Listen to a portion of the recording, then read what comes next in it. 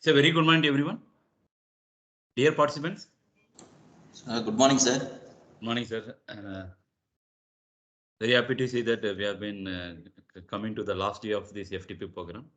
So to add it to the thing, we are going to have the technical session today, where we are going to understand that when you are going to have the EV charging, what is the impact is going to happen in the grid. That is a very important thing.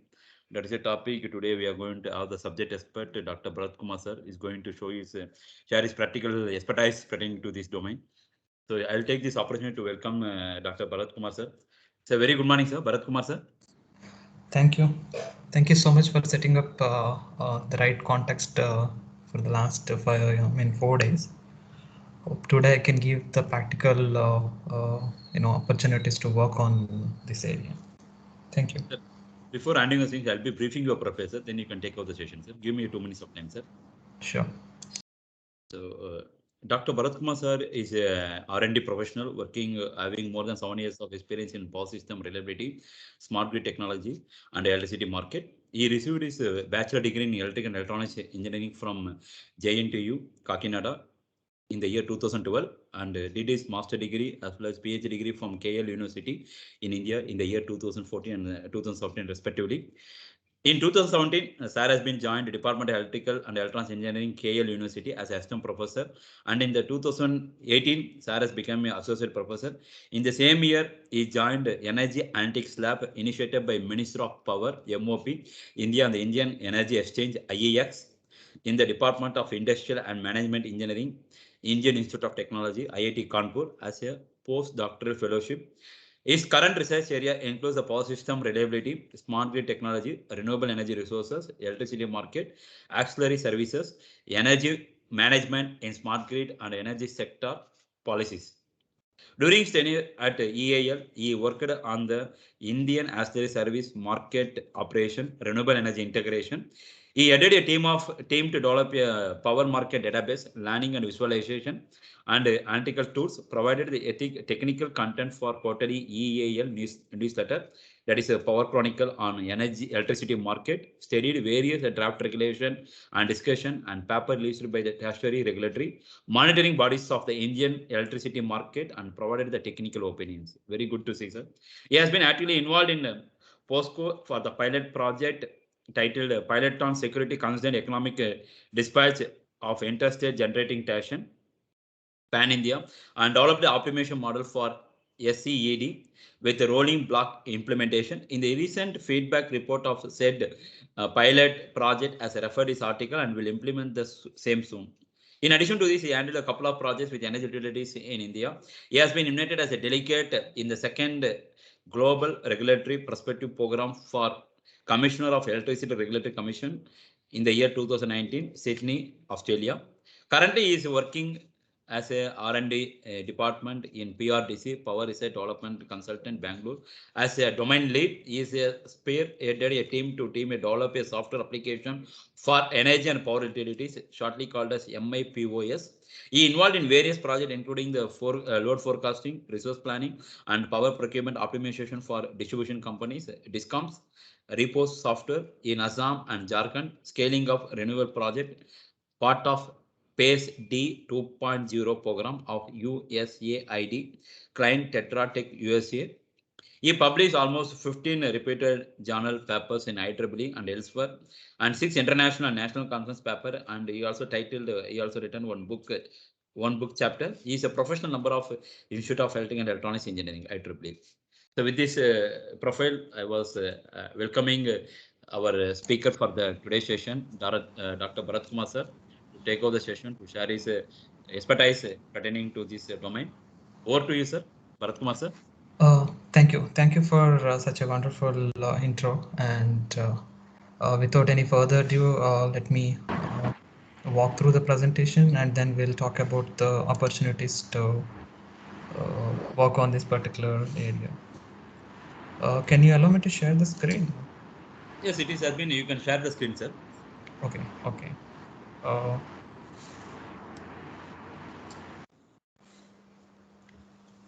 Are you able to see my screen? Yes, sir. We are able to see a screen. Okay. Yes, sir.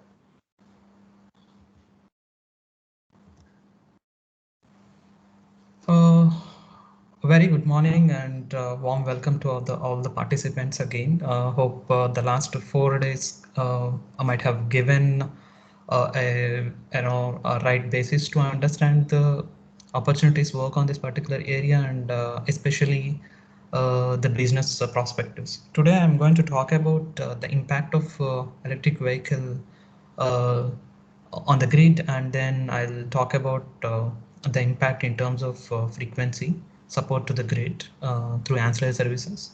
Also, I'll talk about the business opportunities and research opportunities to work on this particular area. I Before starting the discussion, I would like to have a two-way, some questions before starting the presentation. Everyone are aware that EV charging is going to be unpredictable and can make more impact in terms of various technical parameters, say frequency, voltage, and other power quality norms. In that case, the system operator as well as market operator will be in a critical position to uh, operate the grid in a reliable manner, as well as the market operator will face certain issues in terms of clearing of the financial matters. Is also a great challenge we can expect in the near future. In these era of recent developments happening in India especially, um, can I expect some views from the participants that what could be the major impact to the grid in terms of, as I said, uh, various power quality and the technical norms of the grid? Just for 2 minutes, if anyone can answer, then we can take the discussion forward.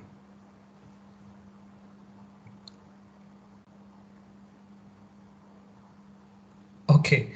Um, Let me talk about such challenges, and then we'll move forward how we can balance and work on that area. Basically, what will happen because of the development of EV, the charging of these EVs is going to be unpredictable, and we really don't know when the charging and discharging is happening in a particular vicinity of uh, that such consumers.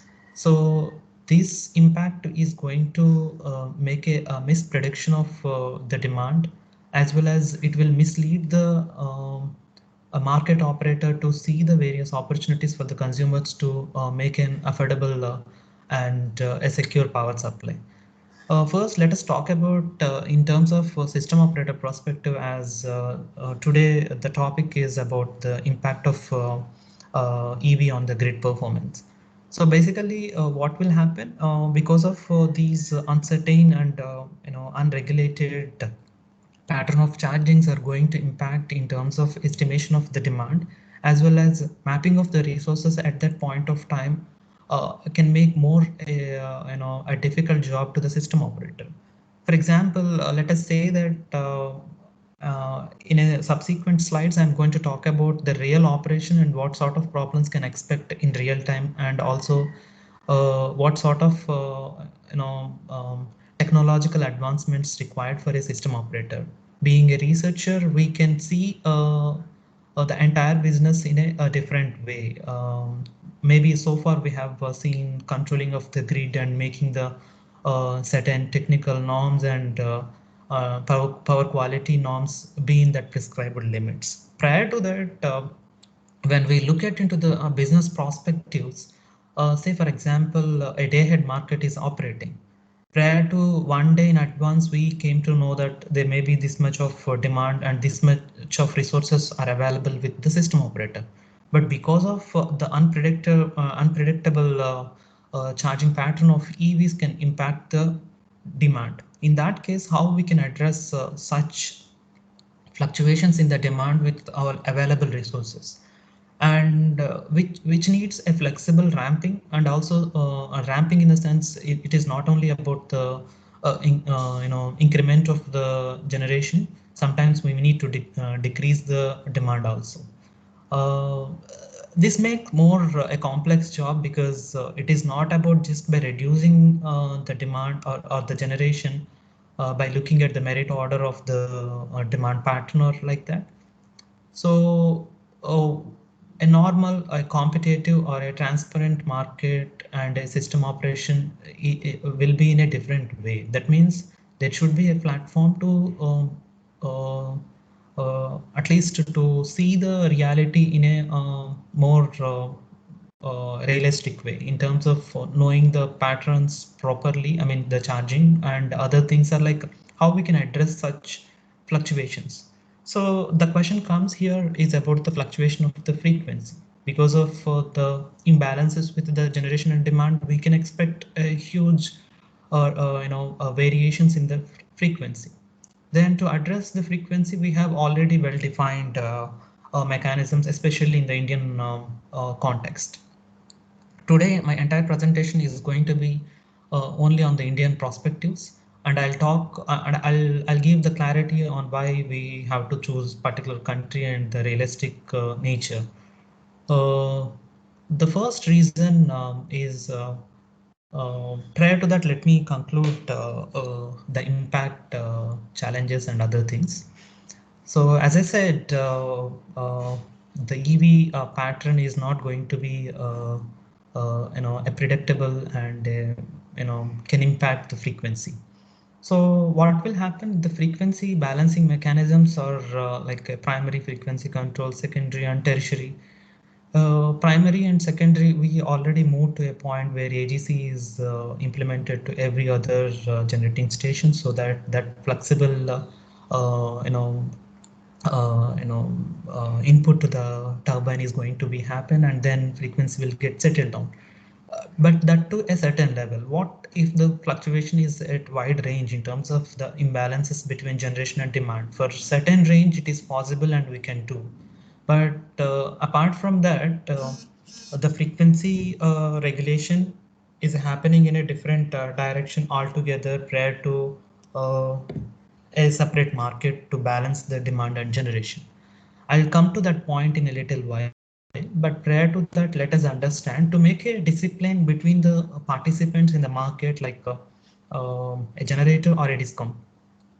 We have a mechanism called a deviation settlement mechanism. That means whatever the schedule given to a particular participant in the market, whether it is a generator or a open access consumer or a normal discom or any other contracted retailer, whoever it is, they have to follow the particular schedule given one day in advance. That means if everybody is strict to their schedule, we cannot expect a wide range of fluctuations. But in reality, no one knows. Even Discom cannot predict and can impose restrictions to the consumers to only consume this much. So such realistic variations should be handled through a different product called ancillary services. Today, I'm going to talk about the ancillary services. What are these services and how these services will help to balance the frequency and other critical technical parameters like voltage and reactive power, and even black start services as well. But why I'm talking about this particular frequency support ancillary services, because today's context is EV. EV can really impact the frequency in a various levels of the power system, say from distribution level to even at a range to transmission also it can impact the frequency. And we know the impact of the frequency variations, and the settlement of frequency in the stipulated time is essential to make a healthy grid. So in that direction, let us have a discussion on the ancillary services, especially in the Indian perspective, and then we will see the other perspective in terms of research and the business opportunities for EV developments.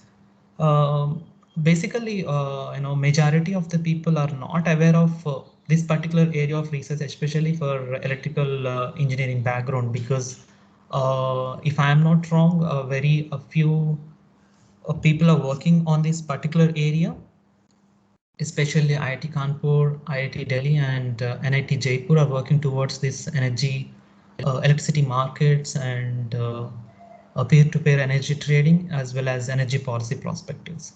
So in today's presentation, I'll talk about the restricted electricity market, how it started and where we are now, and then we'll see the what are the challenges with the current market. I mean the ancillary services market, because we are going to talk about the frequency support ancillary services, and then we'll see the a little experiences with my research, and then I'll talk about the business perspectives. Before understanding of the topic of ancillary services, I need to give a brief intro so that it can make a bridge to the people who are not much aware of this particular area. As we know that we moved from a monopoly structure of electricity market to a restricted electricity market. Monopoly in the sense most of the controlling actions of various segments of power system called generation, transmission and distribution companies will be handled by a single entity. It is like they may not have proper control over different business operations, like a distribution company and a consumer. Strictly, they have to follow the whatever the price they quoted by the different generators or by any private entity. So in that direction, consumer doesn't have any opportunity to look at any affordable price of electricity. So in that direction, there are certain changes happen through the regulator, and somehow we are in a stage where restructured electricity market along with certain level of transparency is happening at market level as well. So in the restructured electricity market, what will happen? There is a prime, what do you say? A transparent authority called regulator will see and implement certain regulations so that every other participant in the market will get a transparent mechanism to get their business in a right direction. In that case, we have Sir, sorry for interrupting. Yeah. Yeah, sir, are you changing your slide, sir? Yes, yes. No, sir. From the beginning, it was in first slide itself. Now? No, sir. Once you stop sharing the screen and once again you share the screen, sir. Yeah, sure. The factory sector, correct. Now? Yeah, now it's in restructured electricity market, right? Okay. So in the restructured electricity market, there are separate and a transparent mechanism for energy flow and how the regulations are happening at different segments of the power system, like distribution level to transmission, and then for generators and for even for certain market products as well. So because of that, we are in a direction where consumer will get to know that how the the price of electricity is happening through a regulator and other opportunities for them to take the market. So in that case, in the current competitive electricity market, we have different entities like generators, distribution companies, transmission companies, independent system operators, and a market operator, regulator. And consumers, we can expect different consumers, small to large, and even retailers are there. And especially in the Indian perspective, we have different people for to balance the grid and also to balance the market in terms of price. One is system operator, other one is the power exchange, nothing but a power market operator. If you look at any advanced and countries called US and UK and even in Europe, they are together, like market and system operator working together to settle the market as well as to perform certain system level operations. In the Indian perspective, how the typical any ISO will work is like the distribution companies will perform load forecast and they'll come up with certain figures, and again the distribution companies may have some contract with any other central sector plants or any other private plants as well. So one day in advance, like they will come up with their projections of demand, and this information will go to the both the system operator and as well as the market operator. And also some competitive generators will come with their bids, like how much of capacity they are available to inject into the grid when it is a requirement.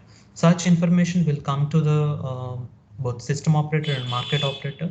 They will being a system operator, they will try to see the corridor availability and other load flow studies. They will perform and see the security feasibility of the network with those figures, and that information will be given to the market operator. Market operator will perform certain algorithms to match the demand and supply, and will discover the market clearing price, and it will come back to the all the participants to say that this is a schedule and this is a market clearing price and other certain information. So now the topic comes here, how they will balance the huge variations in the demand when there is especially a requirement of frequency balance is required, because demand and generation balance is essential, and they have to be very in a realistic manner to make the frequency at 50 Hertz. For that, we have a separate market product called ancillary services, which will support the grid for a variety of problems, which I'll talk in a little while. Prior to that, if you see any competitive electricity market, there are 4 pillars to understand. First thing, as I said earlier also, that is nothing but imbalance about the generation and the demand. Other one is the scheduling and dispatch. By looking at these advancements happening at the market, if you are very much comfortable with the electricity market, then you'll be able to understand like what type of factors can influence the schedule and dispatch mechanism. And other thing is the congestion management. Maybe in advance they can predict that maybe the ATC and the corridor availability are few numbers, but when it comes to the real time, we really don't know that these numbers can even stick to those numbers, or it may get varied or not. So in that case, the system operation will become cumbersome, and even if they don't follow such realistic numbers, then they may fall under variety of problems like blackouts, and even we can expect improper quality quality of power supply will get affected. Other important factor is about the ancillary services. These are the critical services which are going to support the grid when there is a emergency in terms of frequency, voltage, and other critical parameters. So certain challenges are there with the current competitive electricity market, and even researchers can look forward to work on these areas. One is about the strategic bidding in the electricity market. For example, if there is any DISCOM or a generator, everyone will look, being a DISCOM, they will always see that they should get the power, their procurement power should be at optimal cost. Similarly, a generator will think that they should be able to get profit every day. In that case, and also there are certain other challenging things like understanding of the market and who is influencing the market. Such things has to be in the models what we create or develop, being a research can make more sense to the sector. Other things are like bidding strategies will get differ when we look at other complex terms in terms of congestion management or ancillary services, especially when we see the advancements like renewables, capacity markets, as well as electric vehicles. Electric vehicles can really influence the current structure of the market in terms of only frequency support ancillary services. Other things also will get affected, but I'm going to concentrate on the frequency today so that it can give more sense of understanding. So prior to that, we have certain markets like long-term market. Sometimes we may call it as a capacitive market also, and day ahead and ancillary service market, and balancing services or real-time market. These are the broad range of various markets we can see at any competitive market structure. And we have other market products. When we talk about in the Indian perspective, like intraday, we have various time level of market products. We have green green market where we gave a certain priority for renewables as well. Such advancements are happening in India. When we look at other countries, why I am specifically talking about the country perspective, if you would like to work on EV, we have to take the realistic nature of the advancements happening across the globe. It is not like our technical other problems, how we choose a certain problem through literature and then addressing that issue with our algorithms or whatever, and then perform this on this IEEE or any bus system to validate it. But when it comes to this type of area, we need to understand the different regulations. We need to understand different markets, to that particular country, as well as we have to think about other advanced markets as well, so that whatever models we prepare, that will be realistic and it will give more sense of readability to the reviewers and then fellow researchers, and as well as to the real people of the grid, like system operators, can make can give more confidence them to understand and follow such articles. So in that direction, today I'm going to talk about how the evolution of ancillary services happen in India, and what type of problems we can frame being a researcher. It's not about framing, but it is a kind of predicting such issues well in advance, and then we can address them in a greater way. Prior to that, I would like to give another insight on this particular area. Especially when it comes to the perspective of a certain country or a region or any continental developments. These type of problems needs a realistic data. Anyhow, we just need the data which is already available in the public, authenticated places.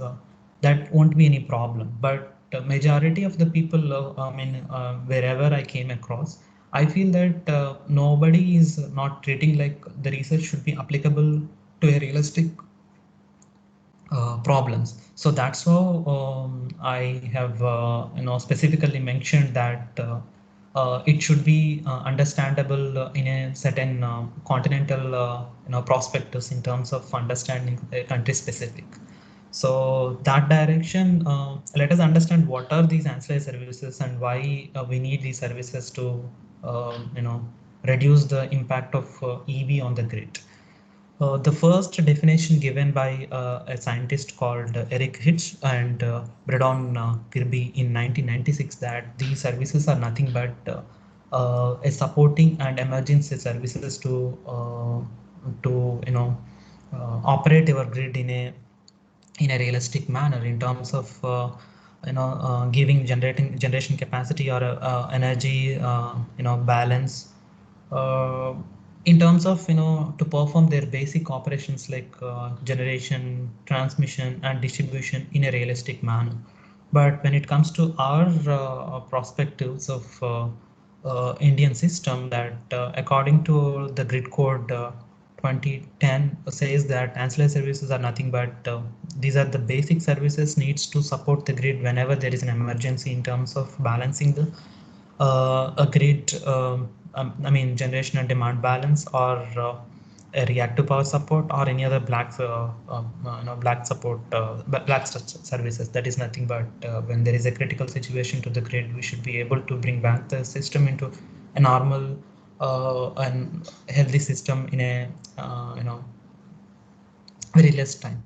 So what are the drivers which really influence the Indian power system to adapt these services or to create a road for ancillary services? Ancillary services market helps the grid to maintain the reliability and security. It's very clear that these services are going to balance the frequency, voltage, reactive power, as well as when there is any blackout. Again, to bring back the system into a healthy system, it requires these services. I'll come to a point how the balancing is going to happen in a little while. And also the deregulated power system also requires these services to maintain the grid in a reliable manner. And the grid nature is changing, as we know that more challenges are being added to the grid in terms of renewable addition into the portfolio, and EV and energy storage and other advancements at market level. That means different products are coming up, and the competitiveness is increasing day by day. So we have to follow uh, the whatever the well-established market may have different products. So we need to adapt those things. That is nothing but the other point is services are there, so we have to adapt those services. And especially we cannot couple these services with other regular energy services. That means, as I said, these are the separate services. These services should be honored. This is very clear that normal services where a generator has to generate and it has to inject whatever the scheduled schedule they got. Similarly, a DISCOM can consume according to their schedule.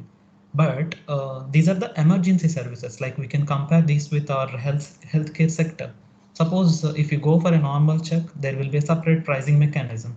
If you go for any emergency services, they will charge more because you are in emergency, and to bring back a healthy body requires some emergency services like a priority. So in the same direction, ancillary services also like a emergency services, and there will be a special treatment in terms of financial ways as well as in the technical considerations. So and also there are so much of surplus available prior to 29, and also the UI regulations also said that we need to use that surplus power for ancillary services. So in that direction, in 2019, 2009, NLDC provided a unscheduled interchange regulations, and it clearly stated that we need to take an initiative to use the ancillary services to maintain a healthy grid. So in the similar direction in 2010, POSOCO has released an approach paper for ancillary services in the Indian context, and they proposed various different ancillary services. One is about the frequency control ancillary services, network control ancillary services. We'll talk about power flow control and voltage control ancillary services. And then system restart ancillary services are nothing but a black start. So these are the different ancillary services proposed, and thereafter, so many discussions happened at various forums, and then they finally came up with some certain regulations. So you can see. The first thing is about utilization of surplus power, that is unrequisitioned surplus power. So in that direction, in June 2012, there was a national level workshop happened, and given certain feedbacks and insights on developing such market for Indian power system. So in March 2012, CRC has expressed the need of introduction of ancillary services. Till that, till then only they discussed and the need expressed the different other challenges when we introduce such services. It is not only about balancing the healthy grid. There are certain other issues when we look at into a financial perspective and a law or a policy perspective.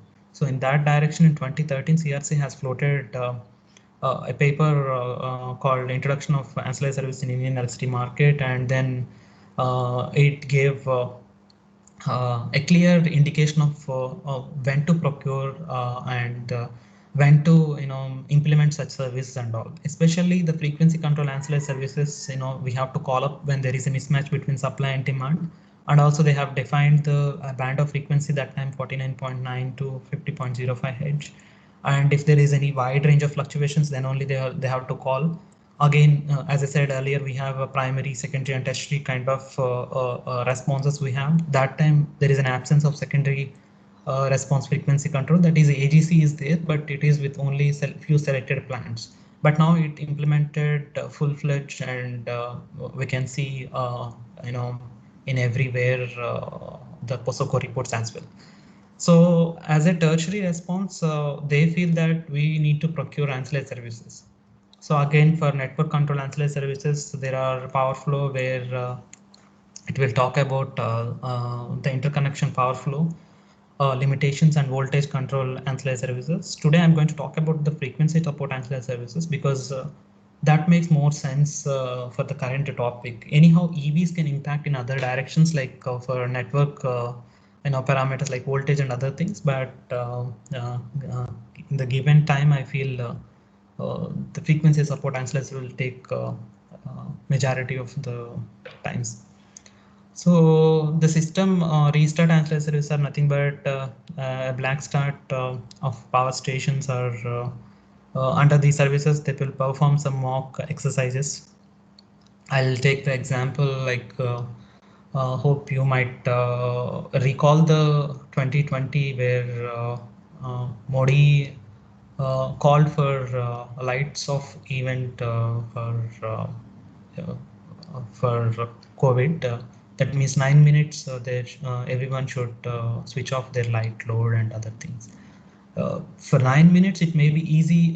Being a electrical engineer, we can say that they can manage. But on reality, nobody knows that it is a sudden, unpredictable situation where they have to see many other parameters. It may collapse various regional level networks as well.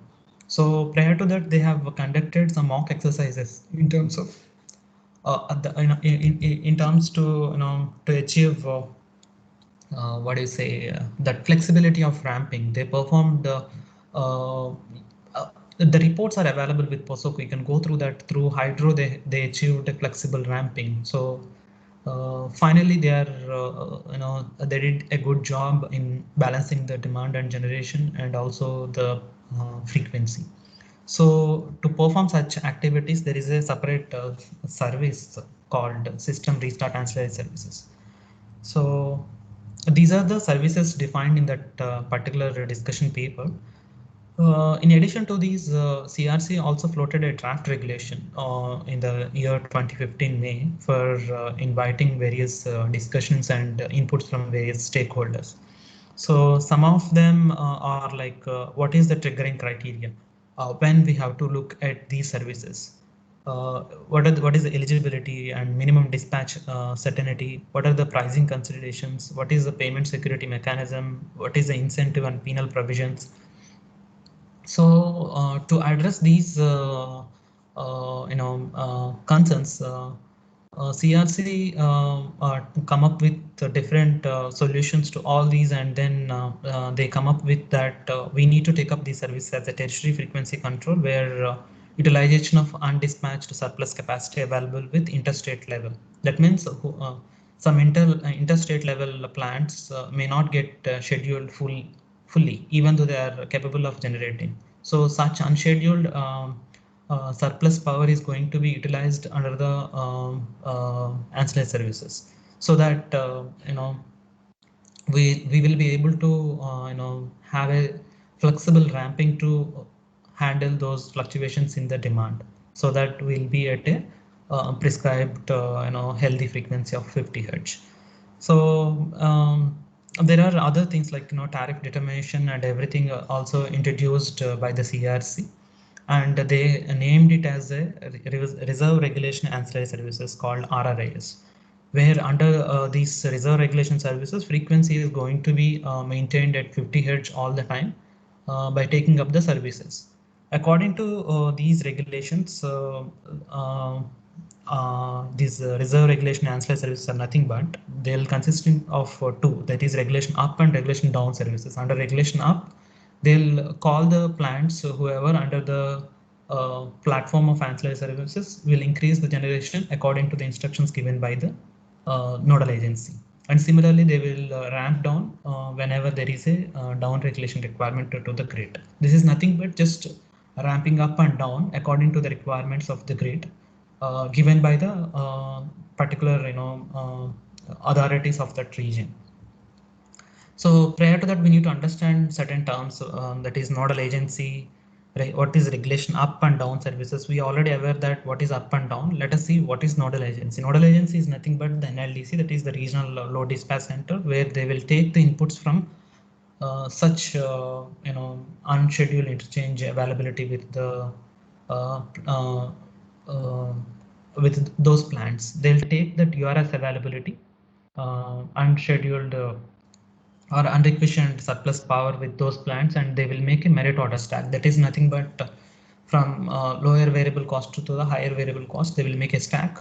And then region wise merit order also they will prepare, so that wherever the requirement of the service in the particular region, they can call it up. So they will monitor the frequency variations and system contingency and the corridor availability, other information. According to the requirement, they will call up these services, and then they will run the economic dispatch models to find the new dispatch required for the system, and then they will withdraw the services when there is a normal schedule reached. That means, suppose say that there is an X level of schedule given to particular region. Because of some reasons, it got increased to Y level. So when we look at the daily consumption patterns, it may not stand for always to that range. Again, it will come back to the normal range of X megawatt again. So when it reaches to the normal schedule, then they will take back the services, and then they'll clear the market to that point. Now, what are the parameters they will consider for preparing this stack? They'll see the regulation up and down wise stack, because they have to see many other parameters, like say, for example, a particular plant may have 90 megawatt capacity surplus. In that 90 megawatt capacity, sometimes the ramping may not give the sufficient requirement to that particular region. They need to call the other plants. Sometimes they need to coordinate with other availability of the network situation also. So in that case, they have to take call for various levels of fields. They have to consider, like time block wise, variable cost wise. Anyhow, they will consider URS capacity of the ISGS, ramp down and up rates, and transmission constraints, as I said, ATC limits and other security level information. And what are the triggering events? They cannot call these services whenever they are they are in need, because what makes more problem here is if the system operator is not in a position to call up these services in a right manner, people will tend to adapt these services, and whoever in the market will get more benefit in terms of financial matters, because these services are going to be paid at different tariff structure. So for that, they have given different triggering events, like extreme weather conditions or any outages of transmission and generating units, or sometimes the trend of demand may increase. Say, the example of lights off event happened in 2020. In that direction, they can call up these services. So again, what is the role of the providers? Like nothing but the generators and the RPCs, that is nothing but regional power committees. So the RIS providers, they have to provide their fixed and variable charges, which are again approved by the particular regulator, and then they'll prepare the other calculations in terms of settling the services. And also the nodal agency, they will instruct to give the services to the participants, like for regulation up and down services. They will call up these services being a nodal agency, and they will also see other criticality of the grid in terms of technical parameters. And RPC will generally, what they will prepare a financial settlement for both the parties. We'll see those information in a little while, how the settlement is happening. So after so many discussions in 2015, 13th August, they finally released regulation services. I mean, ancillary RRS regulation services, and they have created a virtual entity, because there is no counterparty in the market. So to make a healthy transparent mechanism, they created a virtual ancillary services entity in the pool. So you can see the discussion started in the year 2010, and then it got implemented into 2015. I mean, the regulations only released in 2015. Again, the practical implementation happened in 2016. You can see a wide range of I can say good amount of time to spend to do research, because ancillary services are not new to the Indian power sector. They are well known, and they are well established long back, but to implement such services it took a lot of time. In between, if any researcher found, if you are following the reality of the regulations and the implementation, then we'll get to do a realistic research which will get um, reach to the more people, and to it can give more sense of realistic problem creation. That's how it will happen. When it comes to the scheduling and dispatch and withdrawal of the services, they have given certain rules. I'm not going to talk about those rules now, because we don't have much time. And the settlement we'll see. Energy accounting, as I said, it will be going to happen on weekly wise. And there is another topic I would like to discuss on this is the deviation settlement mechanism, because these are the emergency services. What if they don't follow? There is no other option to the system operator. Only they can do is they have to cut down the demand. That is not a realistic way when we talk about the current advanced restructured electricity market. So to avoid such situations and to make a discipline among the participants, they come up with deviation settlement mechanism long back in 2014. So again, they implemented the same here. If you do not follow the instructions, they will get penalized at a higher rate. So there are specific instructions given to the RLS generators, like I said about the taking up the services, and they won't pay. Hello.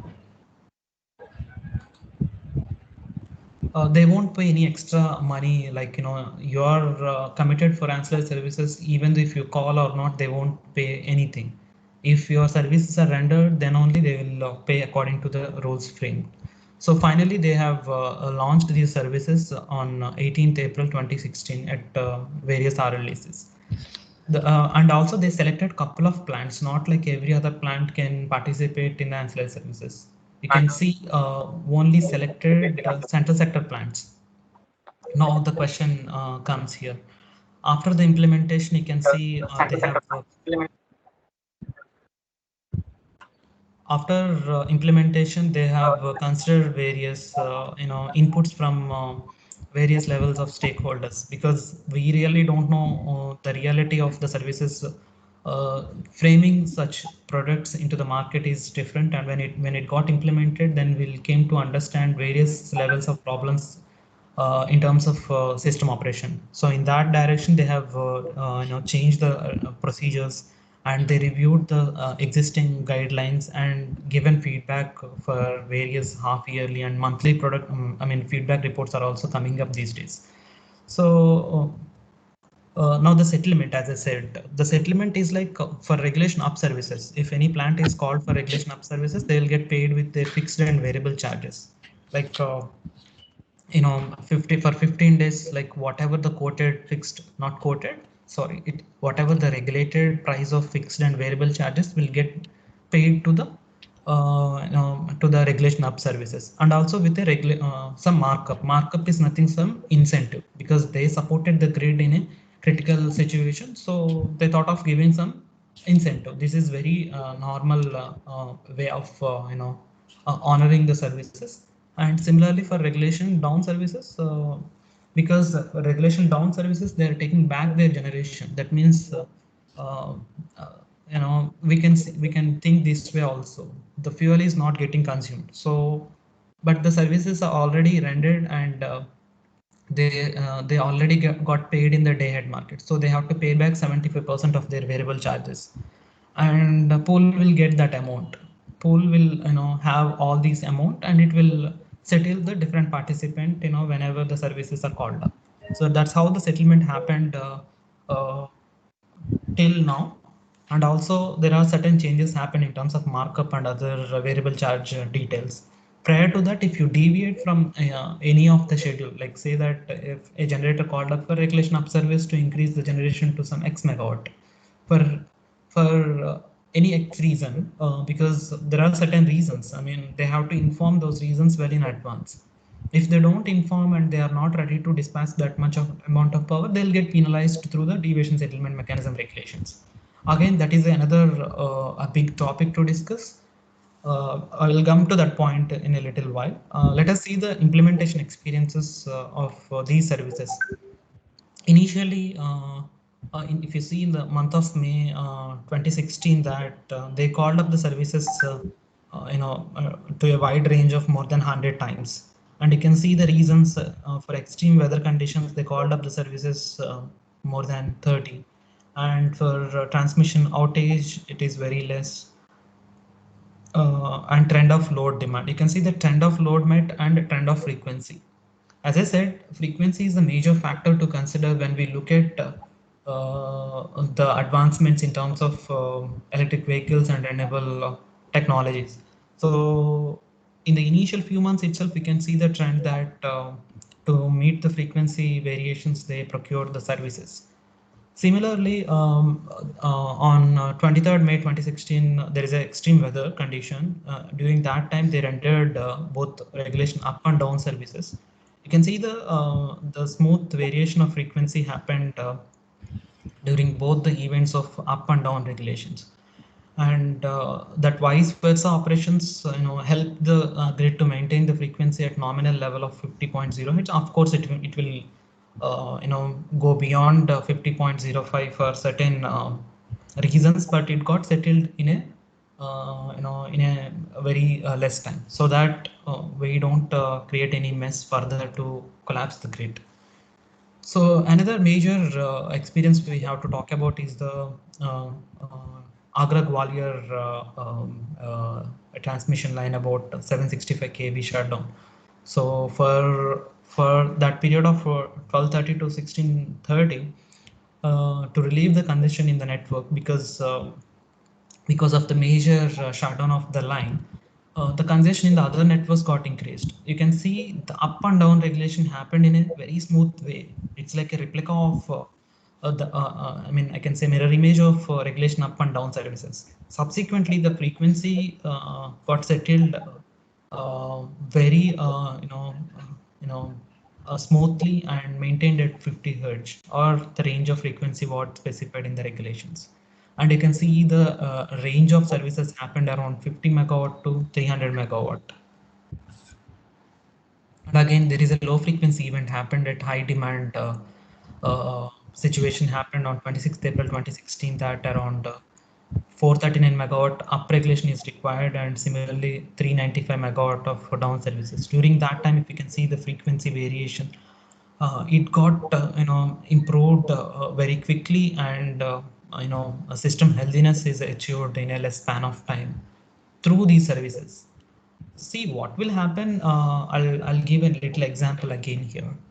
One day in advance, people will get the schedules, both the parties, generator and the DISCOM. But now when it comes to the reality, nobody knows that what will be the demand side situation or the generator side situation. Most of the times, generator side we may not see huge difficulties. Maybe 1 or 2 units, or that range may get deferred. Outages or something may happen at generator side. But at transmission level and at the demand, the consumer level, we cannot anticipate the changes of the demand. So in that direction, for that immediate change, we cannot call up the plant and say that increase your generation. Only that can be possible because we know that certain plants are having some unrequisitioned surplus power. So by making merit order can make more sense. Okay, call up this plant because its variable cost is less, and also it is having some surplus power. Let us use it in a government perspective. And similarly, there is a HVDC pole trip happened on 28th April 2016. Similarly, we required for regulation up services around 300 megawatt. Similarly, we procured that services, and you can see the frequency balance and the variation is not beyond the prescribed limits. Similarly, there is a dispatch between period of financial period. I mean, I can say half yearly report or like that.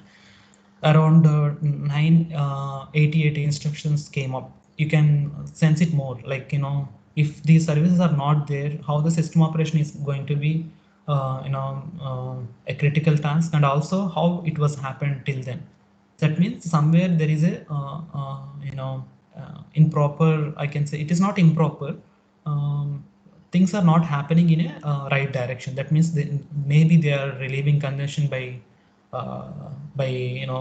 taking or diverting the power through some lines. That's how prior to that we expected. Sometimes we may expect some large power cuts and long duration power cuts as well in the later. So that's how around 1,000, nearer to 1,000 up regulations are happening. Down regulations are around 250, and that time only 50 plants are there. So you can see the maximum up regulation happened around 3,273 megawatt to 1946 megawatt in the down services.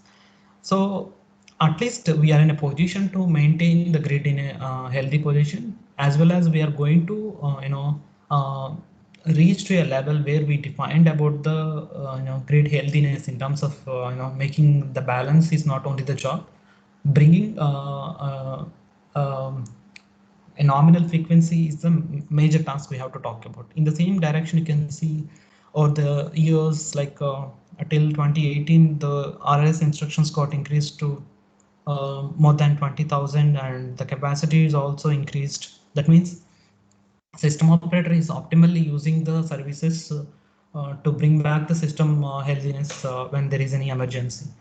So in that direction, there are certain changes required for the existing regulations of the ancillary services. Like they released a redesigning ancillary services mechanism discussion paper in September 2019.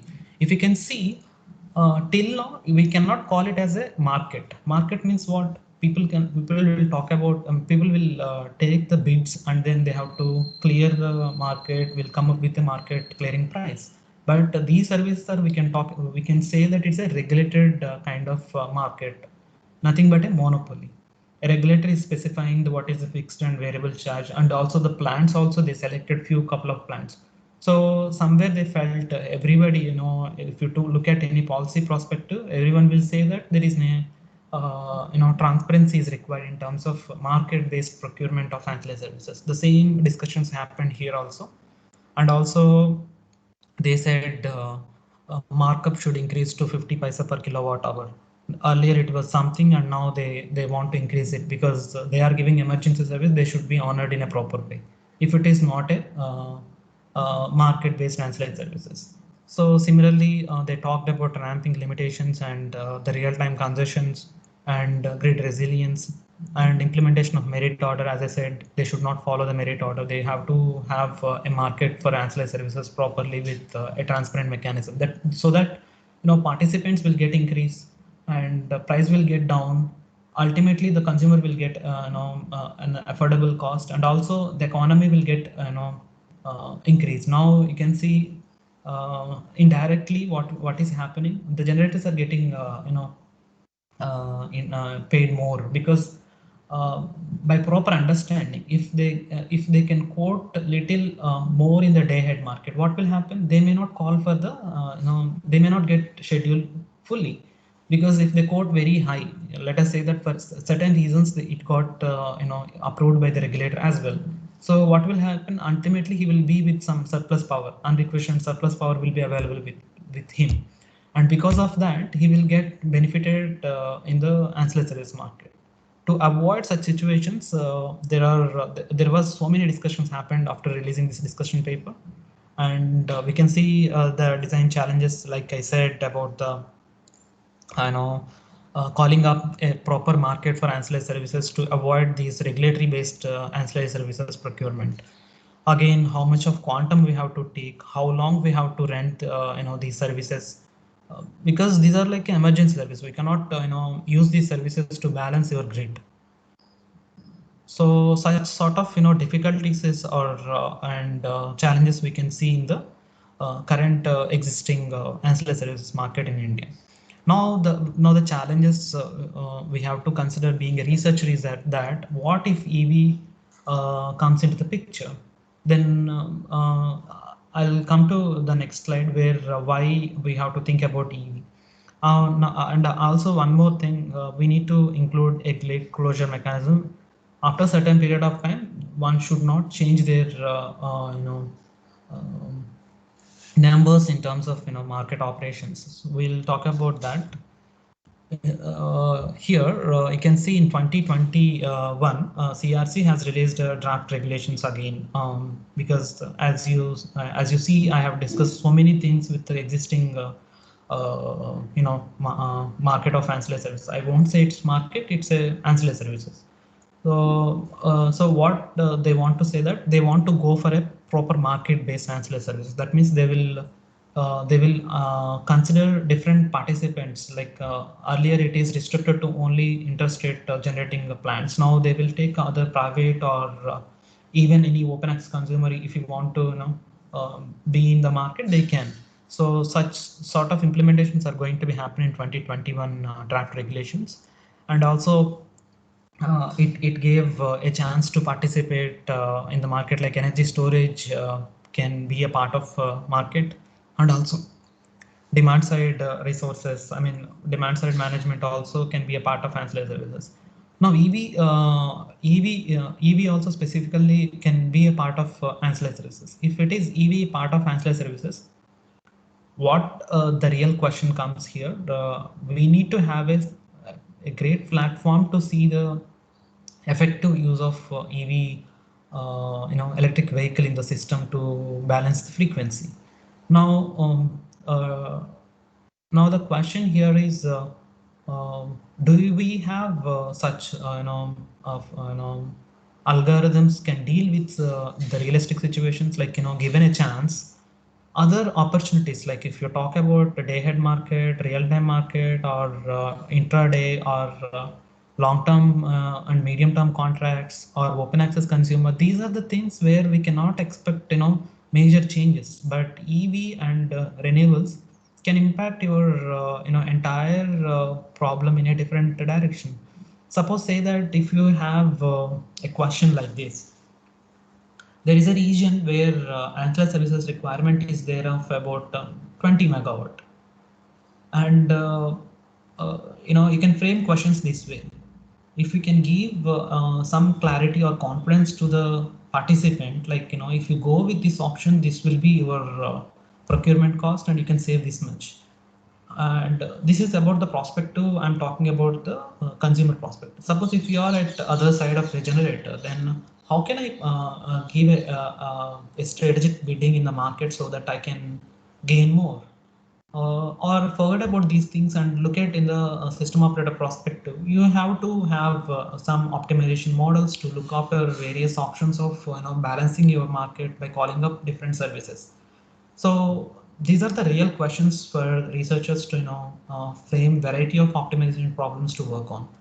So again, I'll talk about the time span where something got initiated in 2010 and it got implemented in 2016, and then again in 2021 we are talking about the advancements of renewables and EVs into the sector. Now we have a market-based ancillary services. Now you can really think about how we can frame a proper research problem to address such challenges. So in that direction, if you can see, we are at a closed band of frequency from 49 to 50.05 Hz, 0.05 Hz. So the range is also getting changed. Now frequency is at its closer band of this much, and to settle this frequency, we have various as I said areas where we can work on. The first one, if we can talk about, is the flexible ramping and resource mapping through renewables and electric vehicles. Knowing the pattern of charging what is it, charging cycle, or such historical information and the renewables in that particular vicinity, and as well as other options to get the power procurement, can make a real question that how do I choose, or how do I make a confidence to the prosumer. Say that I'll talk about in the consumer perspective. There is a prosumer. He's having some rooftop solar, and then he's also having EV with him. And given an opportunity that in the current upcoming ancillary service market, I mean proper ancillary service market, it gave a chance to participate in the market. Now he want to be in a safer side in terms of financial matters. Then how do you give a confidence to the prosumer to be active in the market? You can create such type of problems to work on. It's not about creating. These are the real problems we can expect in the near future, and that's how the business will comes up again. Business in the sense I'll completely talk about in terms of the electricity market perspective. There is other type of business which will talk about EV manufacturing, and then other sectors like completely technical about the charging infrastructure and other things. I'm talking about something very in a different direction, like where very few people are working, so that it will give more sense to to the prosumer, or I can say that the fellow researchers. So other thing is about the variable speed operation of hydro plants. This is there long back, but if you can refer this article, we'll get to know that how we can address ancillary services in a greater way. And also you can add your EVs also to such problems to see the feasibility of the benefit what we can expect. And also in the same direction, there are other developments happening in the Indian power sector is about the security constraint economic dispatch. I'll give a brief glimpse if I get time. Another one is about the co-optimization to clear the market price under ancillary services. If you can see, as I said earlier, we cannot couple these services with regular energy services like day hedge or real time or green term market or any other regular services. We cannot club. Then how do you co-optimize? If you can see any advanced market, there are already well-developed co-optimization models are there. If you can develop for Indian perspective and come up with certain analysis, then it will give more reachability to the fellow researchers. So in that direction, I would say that I'll take a little example that there is a X plant is having of 10 megawatt capacity. The X plant is a part of ancillary service also. That means they are participating in ancillary service market as well. So say that 6 megawatt they quoted for, I mean they bidded for day ahead market, and another 4 megawatt for ancillary services. So they need proper optimization tool that whether they will get that 4 megawatt of scheduling the ancillary services or not. Otherwise, they'll miss the business in the day ahead market as well. These are the realistic questions you can expect, when the market is fully operated. Prior to that, if you do such research, it will give more value addition to the research what people can expect. And also, if you can see this optimization is not only for a certain participant on overall, like the system operator main intention is to procure the power in a economical way. Also, some technical constraints they need to add. That means they have to see the security of the system. So somewhere everybody, every other participant, like any system operator or a DISCOM or a generator or any other open access consumer, or on whole together if there is any prosumer as a part of consumer, needs certain algorithms to be confident in their business, whether it is ancillary services or a day ahead market. Especially EV, why I'm talking about EV, because EV will change the frequency, I mean the variations whatever we witnessed till date are going to be change in a huge different direction. That means the variability can be a different level. So to address those variations, that's how the changes are happening in the EV ancillary services, and finally they come up with market-based ancillary services. What will happen if you are part of ancillary services? They will say that if you are, in near future regulations will come up in this direction, because I have gone through the various advanced markets like in Europe and US. There are certain regulations like there is a EV charging station. They are going to have some huge number of vehicles for charging and other purposes. So say that if they are be a part of ancillary services, they will say that if you charge and discharge your operations according to the requirements of the grid, then they'll make contracts.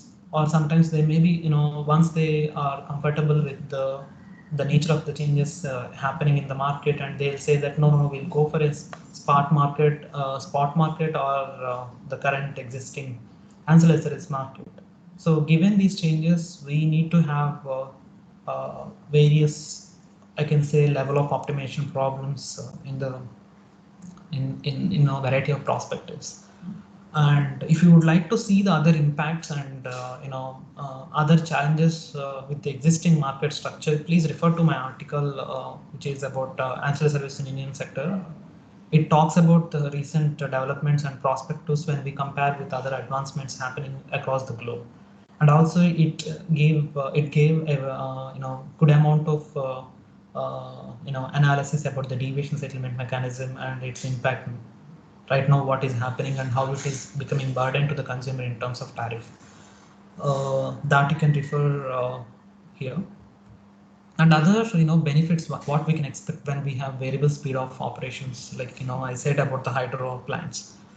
So it will give that flexibility of ramping when there is any changes happening in the demand, that can be addressed very quickly, and also it is a cheaper plant if you can see any hydro plants. So that is one benefit. And other benefits, like wherever there is a base is required, we can add through the other possible options. Maybe you have contracts, maybe you have other source of generations, and also you can rightly address the other uncertainties with renewables and EVs, especially when we talk about the frequency based ancillary services. So the overall benefits, what we can expect, once if you have proper infrastructure of EV charging and market for ancillary services, the flexibility and stabilization is no more a challenging job if you have the right platform of the models and the market regulations.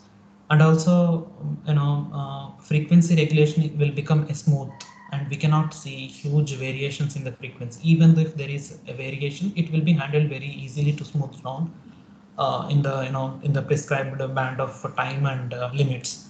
And also we can expect instant power injection, like EVs can directly can inject if they have that a development. And overall it will reduce the other critical options, like the emission reduction, like thermals may get slowly shut down, or at least we cannot impose the new plants, so that we can make use of more renewables and EV. We have another 10 minutes to walk through the this is the pilot project implemented by POSOCO, where I involved for developing the algorithm in parallel with POSOCO. So I'll just walk through why it is required. As I said, we have different mechanisms in India to procure the power. One is the short, medium, and long-term markets, where the procurement contracts can vary according to the time and can make contracts. So through those power procurement, you can see the power purchase over the years, financial years 18-19, you can see. Because why I have chosen 18-19 is this security constraint economic dispatch happened after this financial year. so that it will be more flexible to compare and see how the energy procurement is happening. So that's how the statistics are saying that procurement cost is huge in the last that financial year of 2018 and 19. Why this security constant economic dispatch is required? Currently, if we can see the overall scheduling mechanism, somewhere it is happening in a different direction because some contracts are already there. We cannot obey,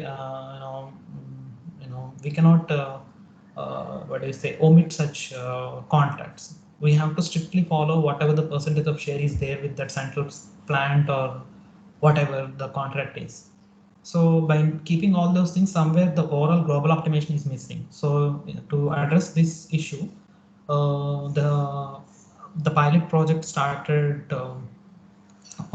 they released actually a consultation paper on 27th September 2018, and then they developed a model where they again here also they selected some few ISGS plants and then you can see the variable cost is going beyond 4 rupees for certain plants. So to do such global optimization, we created the same model along with POSOCO, and some of the glimpse I just want to mention here is around 49 plants participated here, around 132 unit, and total capacities of 55,000 megawatt capacity we can expect out of this pilot project, and around 389 crores of savings happened between a range of April to July 2019. You can see this much of impact is happening on the whether various other participants, whether it is for consumer or generator, doesn't matter here. But ultimately, when we talk about the consumer, yes, he is going to get the power at higher rate. So in that direction,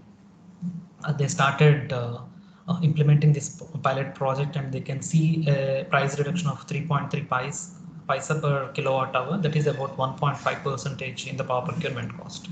And there are certain other challenges with this current existing SCD is about there is no gate closure concept, so that people are revising just to make a business over it.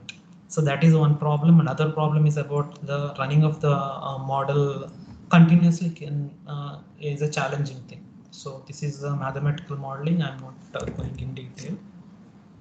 Then we proposed a rolling block implementation, so that when to choose the block and what criteria we have to perform here. We have done an extensive model in GAMS, and then we run for different rolling block size windows. So finally, we came up with certain savings here. You can see with our models and what the existing models with POSOCO, huge amount of savings we can expect. Here we have chosen different rolling sites of 4-5 time blocks of 15 minutes, and the savings are greater when we looked at 4 to 5 time blocks, because that is generally gate closure time is happening. So you can see this much of savings for few months. When we talk about any financial year, it will cross more than 500 crores also. If you can see the monthly reports of this SCD pilot project, it will talk about such changes. So the same thing here happened, and then we published the same paper in IEEE, and then in the recent feedback report also they rightly mentioned that our analysis was correct, and they have to choose a proper rolling window. And for that also we proposed different grade closure times, and as well as the rolling block window selection.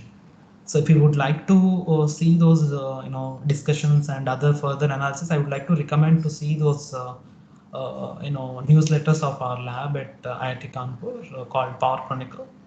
And also there are certain other advancements happening this year as well. They have come up with the revised procedure and also certain changes in the SCD pilot project. Now they increase the number of plants, and what will happen finally, it will move to from security based economic dispatch to market based economic dispatch. Somewhere we are reaching to a point where how the other well established markets out there in other countries, and also giving a transparent what do you say, platform to discuss about various problems, especially in the electric vehicles. So I hope it gave a great clarity that how researchers can look at what type of problems can work on this area, especially in terms of energy policy and electricity market perspectives. Thank you so much for setting up this platform to share about my views and my experience on this particular area. If you have any questions, please you can.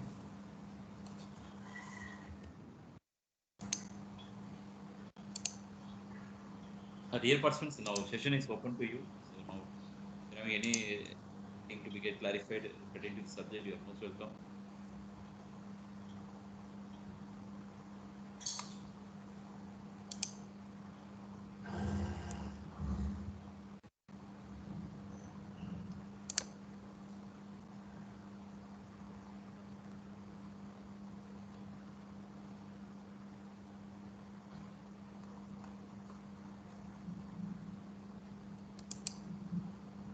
Bharat sir, let us wait for 2 minutes, sir. We'll wait.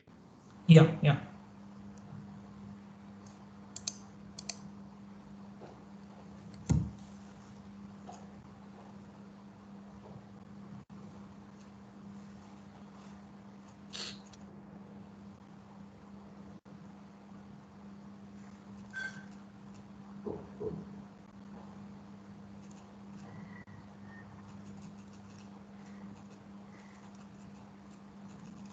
Dear participant, any clarification to be done, let us know so that we can have the discussion with our subject expert.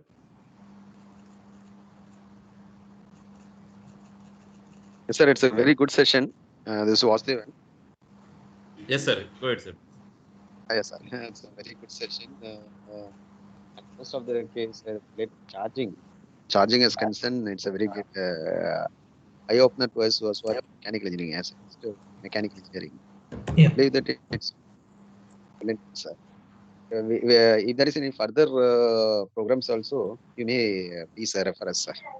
That's my request. Sure. In future. Yeah.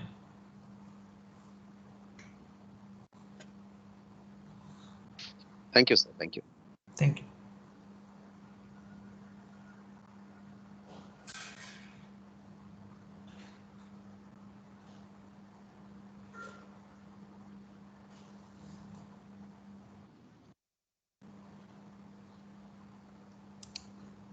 I think there was no any question in the chat box also. I think, Bharat sir, before winding the session, can you, if possible, can you on your camera for a while, sir? We can take. Yeah, definitely. The participants, I'm requesting, if you don't mind, can you on your camera for a while?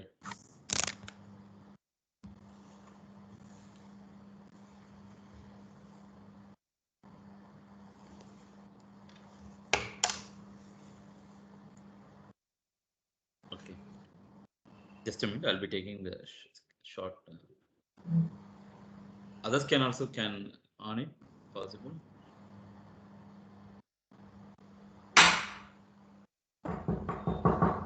Okay, sir. Thank you, sir. Thank you for Bharat sir for running your camera and other participant also for making.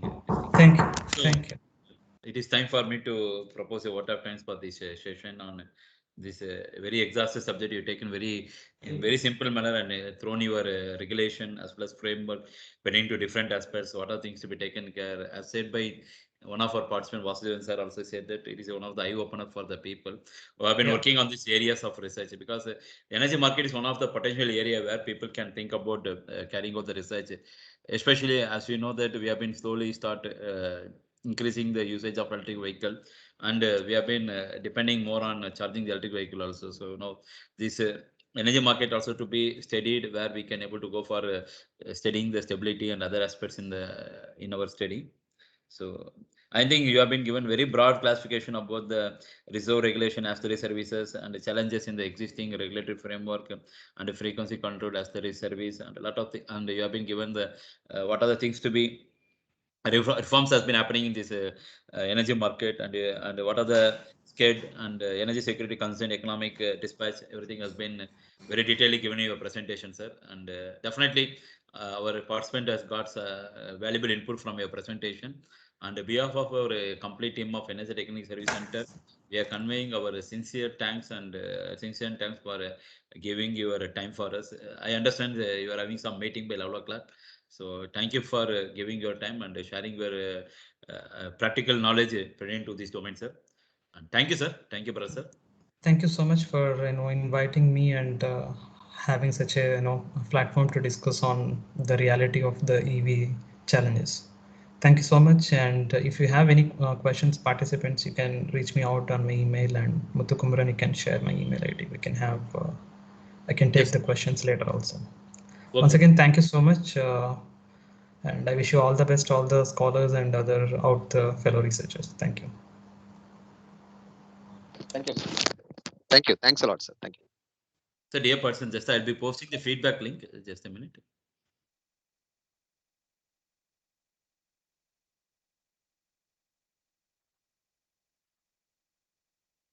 Just a minute. I'll be posting the feedback link.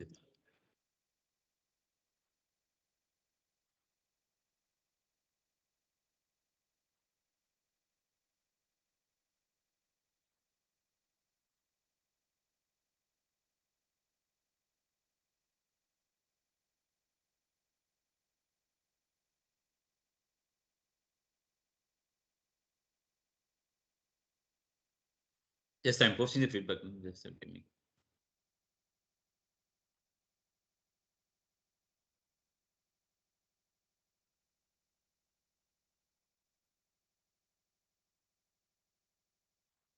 The feedback link has been posted in the chat box. Dear participants, kindly give your feedback. The link is available in the chat box. Dr. Manogaran, sir.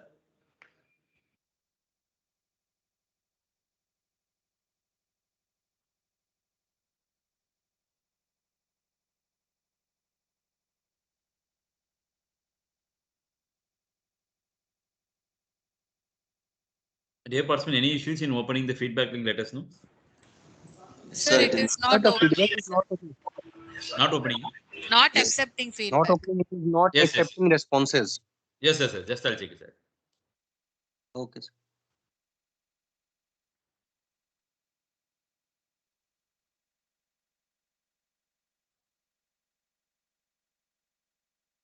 So can you check it right now, sir? Now we have been opened the response, sir.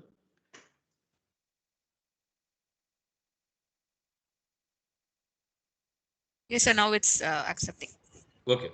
Sorry, we kept in closed. That's the reason. No problem, sir.